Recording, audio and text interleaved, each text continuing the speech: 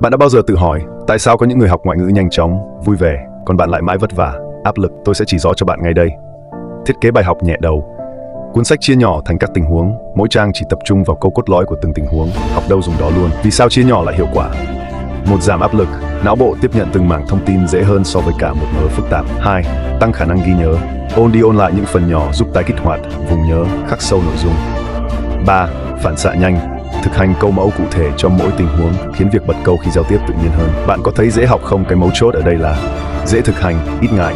Mỗi phần nhỏ sẽ giúp người học ít áp lực, nhờ đó thực hành phản xạ giao tiếp thường xuyên và tự tin hơn, tiết kiệm thời gian ôn tập. Học đâu chắc đó, nắm vững từng mảng, tránh cảm giác quá tải, tập trung vào câu từ cơ bản và các tình huống giao tiếp đơn giản. Nhờ vậy, bạn không phải vật lộn với những công thức ngữ pháp phức tạp ngay từ đầu. Học theo kiểu thấm từ từ, khỏi lo đau đầu.